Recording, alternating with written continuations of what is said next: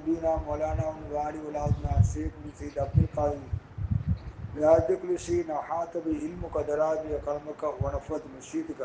اللهم صل وسلم وبارك على سيدنا نبينا مولانا محمد وعلي وعلى أولنا موقع السلطان الشاه محمد سيد عبد القادر حسين حسين جيلاني. அல்லாஹ்வுடைய குறிப்பிட்ட பெருமானார் ரசூலுல்லாஹி ஸல்லல்லாஹு அலைஹி வஸல்லம் துஆ பரக்கத்தை கொண்டு வலிமார்கள் நாதாக்கள் ஷேகுமார்கள் துஆ பரக்கத்தை கொண்டு அல்லாஹ் ஜல்ல ஸலாத்துல்லா நமக்கு எல்லா வகையான நற்பாக்கி தந்து அருள்பெற செய்வானா. அண்ணன் பெருமானார் ரசூலுல்லாஹி ஸல்லல்லாஹு அலைஹி சொன்னாங்க, நமக்கு அல்லாஹ்வுடைய மாதம் முடிஞ்சிட்டு ரஜப் மாதம்.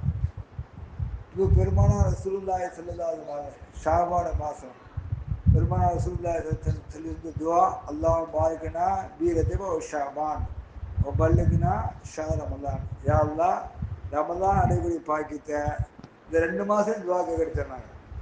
முதல்ல என்ன கேட்க முடியாது, முதல்ல சரீர ஆஃபியத், இரண்டாவது உடல் ஆரோக்கியம், மூன்றாவது எல்லா அமலும் நிறைவாக்கி, ஐந்தாவது நான்காவது நம்ம அமல் செய்யக்கூடிய அமலை ஒப்புக்கொள்ளக்கூடிய அமலா இருக்கணும்.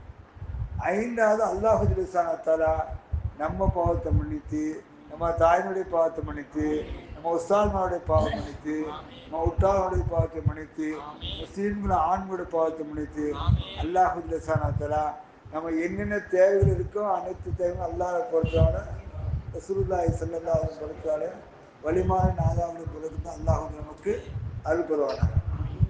ஃபஅலம் அன்னஹு லா இலாஹ இல்லல்லாஹ் இஸ்தக்ஃபிர் லிதம்பிக் மங்கால லா இலாஹ இல்லல்லாஹ் ஃபஹுவ தஹுல் ஜன்னா. ஃபஅலம் நீங்கள் அறிந்து கொள்ளுங்கள், அன்னஹு நிச்சயமாக லா இலாஹ இல்லல்லாஹ் கலிமா நீங்கள் அறிந்து கொள்ளுங்கள். இஸ்தக்ஃபிர் லிதம்பிக் இந்த உலகத்தில் நம்ம பாவத்தை மன்னிக்கணும் அப்படின்னு சொன்னால் யாரை கொண்டு மன்னிப்பான்? களிமா கொண்டு மன்னிப்பான். என்றால் யாரை கொண்டு மன்னிப்பான்? பெருமானார் ரசூலுல்லாஹி ஸல்லல்லாஹு அலைஹி வஸல்லம் கொண்டு மன்னிப்பான். இஸ்தக்ஃபிர் லிதம்பிக் மங்கால லா இலாஹ இல்லல்லாஹ் ஃபஹுவ தஹுல் ஜன்னா. பெருமானார் ரசூலுல்லாஹி ஒரு மனிதனுக்கு சொர்க்கம் போகணும்னு சொன்னால் லா இலாஹ இல்லல்லாஹ் மட்டும் சொன்னால் சொர்க்கம் போக முடியாது, முகமது ரசூலுல்லாஹையும் சேர்த்து சொல்லணும். முகமது ரசூலுல்லாஹ் எவன் சொல்லலையோ அவன் அங்கடி இல்லாமல் எங்கிட்ட இல்லாமல் நிற்பான். லா இலாஹ இல்லல்லாஹ் உள்ரங்கமான பொருள், முகமது ரசூலுல்லாஹ் வெளிரங்கமான பொருள். அப்போ வெளிரங்கம் இல்லாமல் உள்ரங்கம் இல்லை, உள்ரங்கம் இல்லாமல் வெளிரங்கம் இல்லை, இந்த ரெண்டும் இல்லாமல் அந்தரங்கம் இல்லை. இந்த ரெண்டும் இல்லாமல் என்ன இல்லை? அந்தரங்கள். இந்த அந்தரங்கள் இல்லாமல் ஆழ்மை இல்லை, ஆழ்மை இல்லாமல் உள்ளமை இல்லை, உள்ளமை இல்லாமல் உணர்வு இல்லை, உணர்வு இல்லாமல் உறவு இல்லை. அப்போ ஒரு மனிதன் லா அப்படின்னா இல்லைன்னு அர்த்தம். நான் இல்லை இல்லைன்னு எப்படி தெரியுமா? நான் இல்லை அவனுடைய நான் இப்படி இருக்க யாரு? அவன் தான் இருக்கான். இலாகு தேவைகள் நமக்கு தேவையான இந்த உலகத்தில் இவ்வளோ காலம் சொத்து இருந்தாலும், சோம்பல் இருந்தாலும், மனைவி இருந்தாலும், மக்கள் இருந்தாலும், இவ்வளோ காலம் எல்லா பாய்க்கும் இருந்தாலும் நமக்கு தேவை அல்லாதா, நமக்கு தேவை அது தேவை இல்லாகன்னு சொல்லு. இல்லல்லா எல்லா தேவையும் யார் மூலமாக பூர்த்தியானோம்? அல்லாஹ் மூலமாக தான் பூர்த்தியானோம். அது யார் மூலமாக கிடைக்கணும் அப்படின்னு கேட்டால் முகமது ரசூலுல்லாஹி ஸல்லல்லாஹு அலைஹி வஸல்லம் மூலமாக நம்ம கிடைக்கணும். அப்போ முகமது ரசூலுல்லாஹ் மூலமாக கிடைத்தா தான் அந்த பாக்கியம் இம்மைக்கும் பொருந்தும், மறுமைக்கும் பொருந்தும். இந்த பாக்கியம் பொருந்தும், இம்மைக்கும் பொருந்தும், மறுமைக்கும் பொருந்தும். முகமது ரசூலுல்லாஹ் இல்லாமல் நம்ம அறிவும் பொருந்தாரு, நம்ம உணர்வும் பொருந்தாரு, நம்ம உறவும் பொருந்தாரு. முகமது ரசூலுல்லாஹ் இருந்தால் தான் அறிவுக்கு ஆற்றல் வரும், ஆற்றலுக்கு அந்தரங்கம் வரும், அந்தரங்கத்துக்கு உள்ளரங்கம் வரும், உள்ளரங்கத்துக்கு வெளிரங்கம் வரும். எல்லா நிலையும் ஒரு கடத்தை தாண்டி தாண்டி தாண்டி தான் போக முடியும், ஒரே இடத்துல நிற்க முடியாது. அப்போ இன்னைக்கு களிமா, தொழுகை, நோம்பு, ஜக்காத், ஹஜ்ஜி.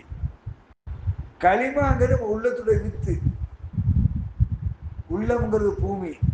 இந்த பூமியில் எதை போட முடியும்? லா இலாஹ இல்லல்லாஹ் களிமா போடணும். இந்த வித்து விளைஞ்சி வருது என்ன அப்படின்னு கேட்டா தொழுகை. மனிதன் தண்ணி இல்லாமல் வாழ முடியுமா? உணவு இல்லாமல் வாழ முடியுமா? தூக்கம் இல்லாமல் வாழ முடியுமா? சுகம் இல்லாமல் வாழ முடியுமா? தேவையற்றோட வாழ முடியுமா? தேவையில்லாத வாழ முடியும். அப்போ ஒரு மனிதன் தொழுகை மனிதனுக்கு என்னது? மிக கடமை, மிக அவசியம். தொழுகை இல்லாதவன் மூமின் கிடையாது. அப்போ இந்த களிமா கொண்டு விளையிற பொருள் இது அப்படின்னு கேட்டா, ஒரு மரம் இருக்கு, வித்த போட என்ன செடி கொடி ஒன்றும் இல்லை. அதே மாதிரி தொழுகை. இந்த செடி கொடி வளர்ந்துருந்தா இந்த செடி கொடி நிலைக்கணும். ஒரு மரம் வளர்க்குறோம் அப்படின்னு சொன்னா காலைல காலைல பேசின பேச்சு தான் திருப்பி பேசுறேன். காலைல என்ன பேசணும் அதுவும் திருப்பி பேசுறேன். ஒரு மரம் வளரணும் அப்படின்னு சொன்னா அந்த மரத்துக்கு என்ன வேணும்? முதலியே மேலே வந்து பெருசா கொப்பும் குழையுமா வளர்ந்துட்டா அந்த மரம் நிற்காது. அந்த மரம் என்ன செய்யும்? காத்துல தெரிஞ்சிடும்.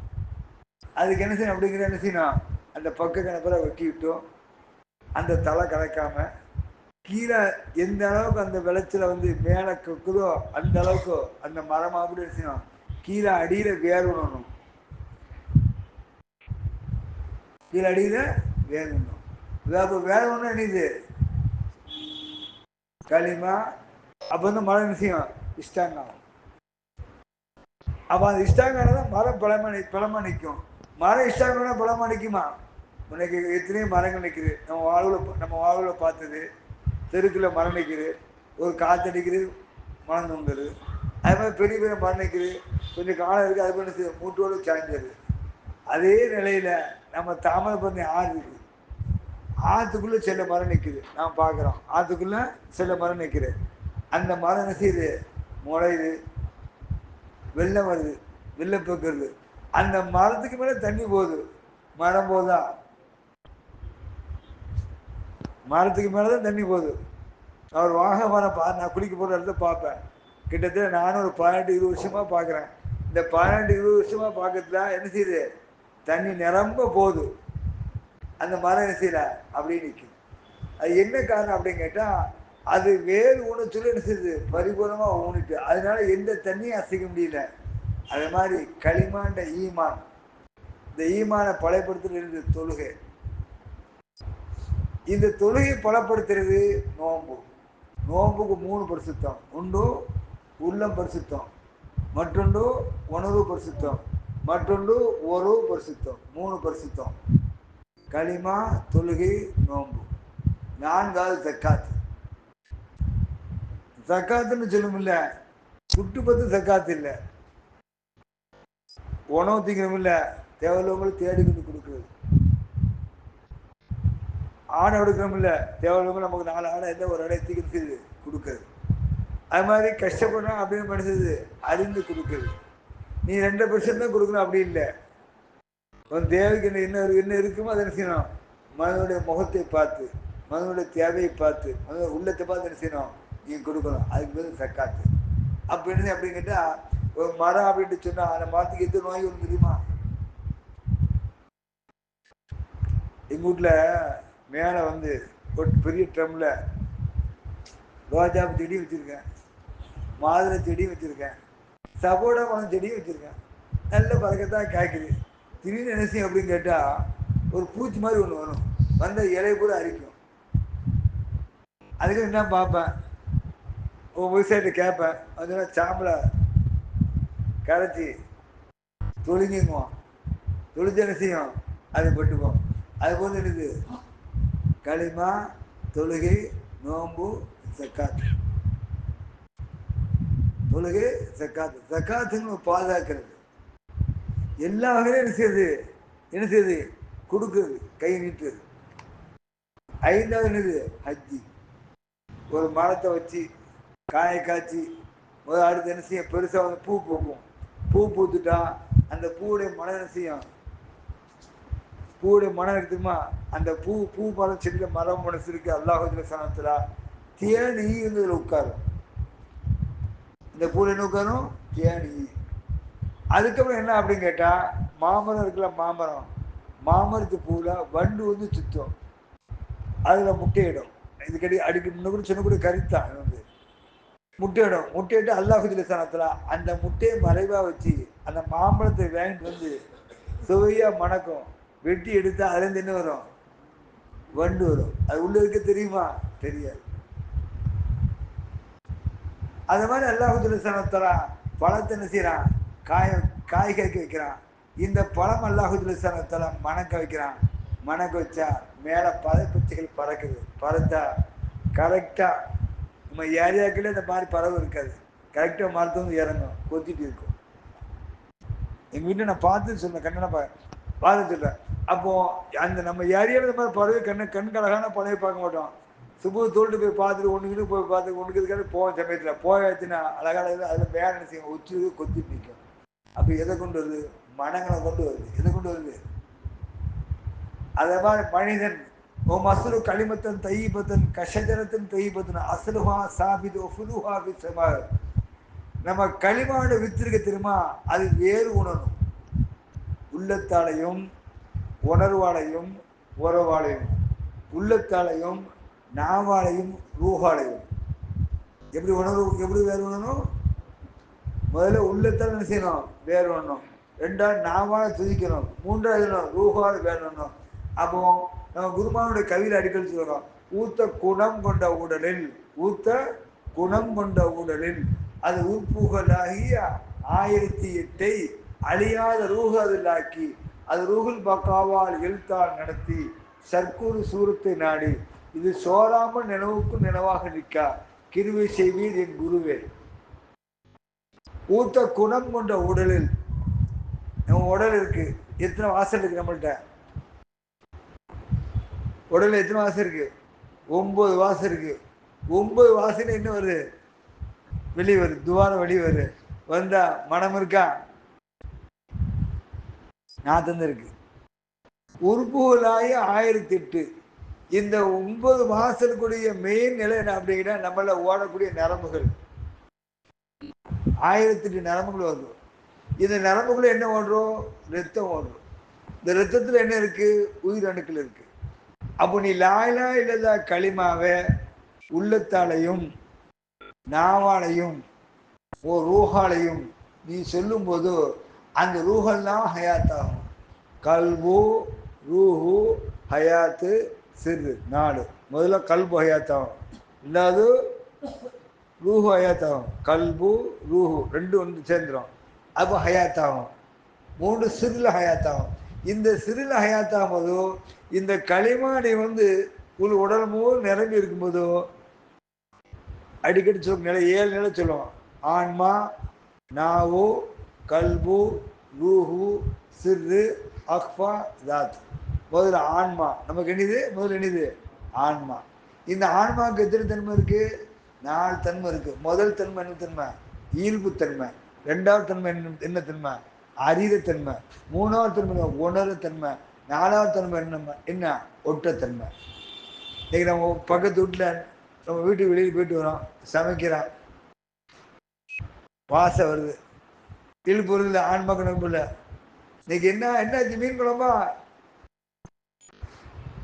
என்ன பிரியாணியா அப்படின்னு கேட்குறோம்ல. என்ன பிரியாணி? மட்டன் பிரியாணியா, சிக்கன் பிரியாணியா, பீஃப் பிரியாணியா கேட்குறோம்ல. நான் சொன்னேன்லப்பா பீஃப் பிரியாணி தான் சொன்னோம்ல, அப்படி உள்ள சொல்லுவோம். இயல்புத்தன்மை, அறிவுத்தன்மை. மூன்றாவது உணர்வுத்தன்மை. 4வது உற்றத்தன்மை. அந்த பிரியாணி நம்மளை உள்ளேருந்து வந்து சிரிக்கு.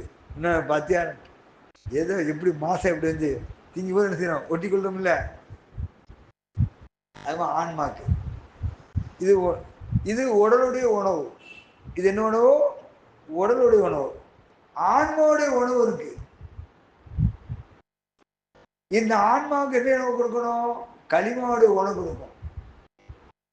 அந்த களிமா மக்கள் ஈர்ப்பு வைக்கணும்.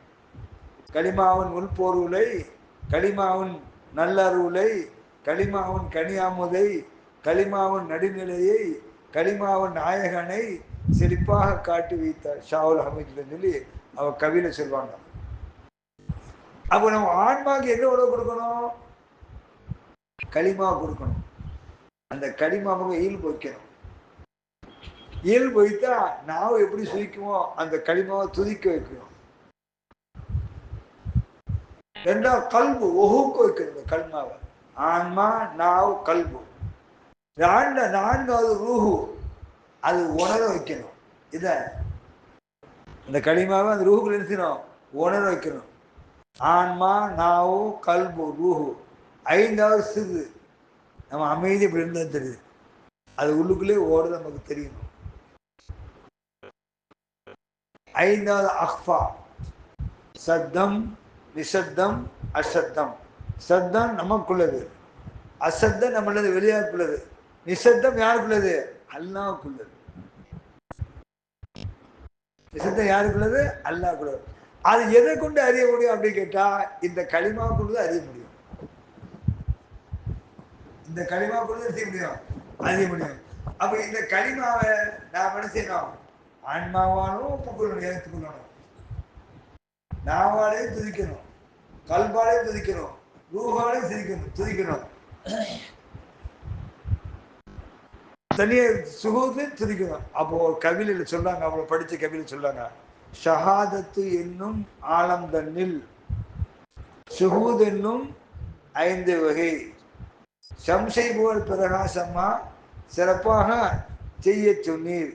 காணும் நேத்திரத்தில் காமிலான தோத்திரமாய் சேகாக காட்சி தந்தார் ஷாவுல் ஹமீதுடைய.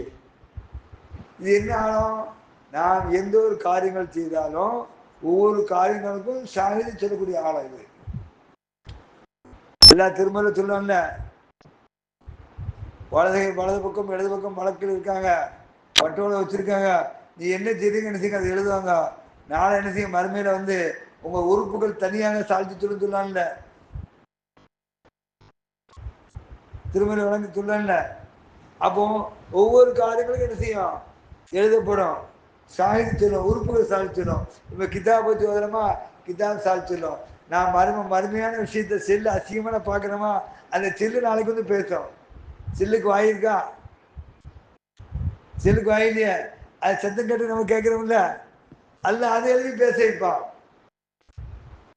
அப்போ ஷஹாதத்து என்னும் ஆலங்கண்ணில் ஷூத் என்னும் 5 வகை. அல்லாஹ் ஷூது முதல் எது செய்யுது அப்படின்னு கேட்டா கண்ணு செய்யுது, 2 கால் செய்யுது, அடுத்து என்ன செய்யுது? நாவு செய்யுது, 3வது ரூஹு செய்யுது, 5வது கல்பு செய்யுது. சுகுதத்தில் செய்யுது 5 செய்யுது.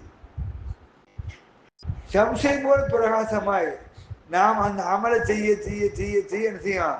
அது நம்மள இருந்து ஒளிவு வந்துகிட்டே இருக்கும். அந்த ஒளிவு மூலமா அல்லாஹ் நம்ம என்ன செய்வான்? பிரகாசப்படுத்தி கொண்டே இருப்பான். சிறப்பாக செய்ய காணும் நேத்திரத்தில் உன்னை நீ பார்க்கும்போது உன்னுடைய குருநாதர் உன்னை பரிபூர்ணமாக தெரியணும். எந்த ஷேகை பின்பற்றிருக்கோ, எந்த ஷேக்கு முகப்பத்து வச்சிருக்கோ, அந்த ஷேக் என்ன செய்யணும்? பரிபூர்ணமா தெரியணும். அந்த பரிபூர்ணமா தெரியறதுக்கு என்ன அப்படின்னு கேட்டா முதல்ல நிலைப்படுறது, 2வது வழிபடுறது, 3வது கட்டுப்படுறது. முதல்ல என்ன செய்யுது?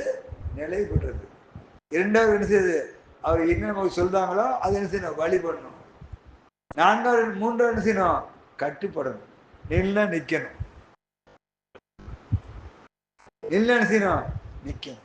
அப்ப அந்த நிலைக்கு இந்த கல்ப அந்த ஷேகு வசப்பட்டு விட்டா அந்த ஷேகு மூலமாக ரசூல் வசப்படுவாங்க, அல்லாஹ் வசப்படுவான். இந்த அல்லாஹ் வசம் ஷேகு வசப்பட்டுட்டா இந்த உலகத்தோட வசூல வசப்படும். நீ ஷேகனாயம் ஒரு நாள் நம்ம சின்ன பிள்ளையில பாவத்தில் இருப்பாங்க, நம்ம தெருக்குல பாவம். அப்போ சந்தையில் மாடு பத்திட்டு போனா ஒரு மாடு அங்கிருந்து விரண்டு ஓடி வருது, ஜல்லிக்கட்டு மாடு மாதிரி பெரிய மாடு, பெரிய மாடு மாதிரி விரண்டு வருது. அப்போ நமக்கு என்ன வேணும் அப்படிங்கிற மூசில் விழுத்து ஓதுறோம். இவரை மாதிரி கூட காலம் வைக்கும்போது ஒரு கூடையை தூக்கிட்டு பின்னால போகணும். எங்க கரளி வங்கத்துக்கு போவா, 7 மணிக்கு போவா, அவ கூட அப்போ சின்ன போகணும். அந்த கூடை தூக்கி முன்னேறி இல்லை, அந்த மாடு வேகமாக வந்து இல்லை, அப்படி கீழே இறங்கினாங்க. இப்படி ஒரு பார்வை பார்த்தாங்க, அந்த மாடு அப்படியே அமர்ந்துட்டு, அந்த மாடு நினைச்சிருச்சு அப்படியே அமர்ந்துட்டு அவங்க சவுக்கை கொண்டு அடிக்காங்க. அடிக்க கூடாது, கூட்டு போ, வரும் பின்னால கூட்டு போ வருன்னா மாடு பின்னால போச்சு. நான் கண்ணால பார்த்தேன். அந்த பார்வைக்கு தெரியுமா? சுகுதிர பார்வை. நீ சுகுத கண்ணை வந்து இந்த உலகத்துல அதிகமான பார்வை எதை கொண்டு பார்க்கிறியோ அந்த பார்வை தான் தொழுகையில வரும், வணக்கத்துல வரும். தொழுகையில வரும், வணக்கத்துல வரும். அந்த கண்ணுடைய பார்வை அதான் அல்லாஹ் சொல்றான், அலம் யஜ்அல் லஹு ஐனைனி வ லிசானன் வ ஷஃபத்தைன். அல்லாஹ் திருமலை சொல்றான், அலம் யஜ்அல் லஹு ஐனைனி, 2 கண்களை பாதுகாத்துக் கொள்ளுங்கள், வ லிசானன் வ ஷஃபத்தைன், ஒரு நாவை பாதுகாத்துக் கொள்ளுங்கள். 2 ஓடுகளையும் பாதுகாத்துக் கொள்ளுங்கள். யார்? அல்லாஹ் சொல்றான். நீ அப்படி பாதுகாத்தா பெருமானார் ரசூலுல்லாஹி ஸல்லல்லாஹு அலைஹி சொன்னாங்க, உனக்கு ஷஃபாத்துக்கு நான் பொறுப்பான ஆகும்னு சொன்னாங்க. யார் சொன்னாங்க? அப்ப இந்த கண்ணுடைய பார்வை தெரியுமா, கல்பை உருக வைக்கும், கல்பை இணங்க வைக்கும், கல்பை உறுதி கொள்ள வைக்கும். இந்த கண்ணை கண்டிடத்தை பார்த்து என்ன செய்யும்? நம்ம தடுமான செய்யும். அப்போ நாம் ஒரு ஷேகை பின்பற்றுறது, ஒரு ஷேகை வழிபடுறது அப்படின்னு சொன்னா அல்லாவுடைய கட்டுப்பாட்டு இருக்கணும், ரசூலுடைய கட்டுப்பாட்டு இருக்கணும், ஷேகுடைய கட்டுப்பாட்டு இருக்கணும். இந்த கல்வை வசப்படுத்தணும். இது பக்கம் அல்லாஹ் ரசூல் ஷேக் பக்கம் வசப்படுத்தணும். கல்வோட பேசணும். எதோட பேசணும்? கல்வோட பேசணும். அப்ப எதை கொண்டு பேச முடியும்? இன்னி ஜாயிலுன் ஃபில் அர்தி ஹலீஃபா. எல்லா மனிதனையும் அல்லாஹ் நினைச்சிருக்கான், பிரதிநிதியாக தான் படைக்கப்பட்டிருக்கான். எல்லா மனிதனையும் பிரதிநிதியாக தான் படைக்கப்பட்டிருக்கான். ஆனா அவன் செய்த நிலைக்கு தக்கவாறு அவருக்கு அல்லாஹ் அந்த தர்ஜா கொடுக்குறான். அந்த மனிதர்கள் செய்யப்பட்ட அமல்னாலையும் செய்யறதுனால எதை கொடுக்குறான்? அவனுக்கு என்ன செய்யறான்? தர்ஜா கொடுக்குறான். அல்லாஹ் நமக்கும் நம்ம தாய்ந்தர்களுக்கும் நம்ம உஸ்தாத்மார்களுக்கும் ஷேக்மார்களுக்கும் அல்லாஹ் எல்லா நற்பாக்கி தந்து அல்பர் செய்வானாங்க. வாஹிர் தாவான அல்ஹம்துலில்லாஹ்.